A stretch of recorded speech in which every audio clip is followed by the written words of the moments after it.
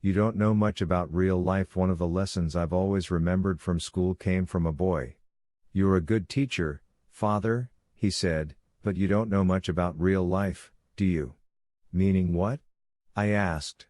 Well, he said, you are a priest, you live in a nice house, you teach at a good school and you don't have anything to worry about.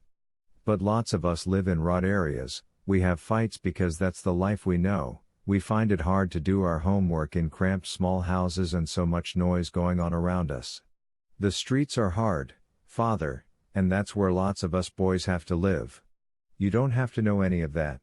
He was right. A priest's life is comfortable. It may be busy, but he does not have the heartache of being poor, of watching his child ill, of fearing to lose his job, of worrying over bills to be paid. No one is going to try him on for a fight in a pub, there's no kudos in beating up a priest. He can be mugged as easily as anyone else but is a less likely victim than many. I've carried Martin's warning with me all my life, aware of how protected I can be against the hurts and worries of ordinary life. I've tried to understand, even when I could not fully share, the anxieties and pain of students at school, people in the parish and patients at the hospital. Sometimes I have felt so inadequate, not knowing how I could cope if I were caught up in the sorrows and difficulties I have seen others bear with courage and strength.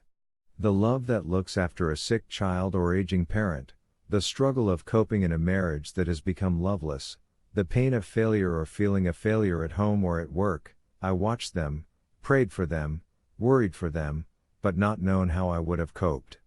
Loneliness I have never suffered. When I am with people who long to be forgiven and it will never happen, who waited too long to make up and then it was too late, whose lives are broken and there is no one to heal them, I remember the wise words of a teenage boy. You don't know much about real life, do you, Father? God bless us all. Fr. John, 7th of April 2019.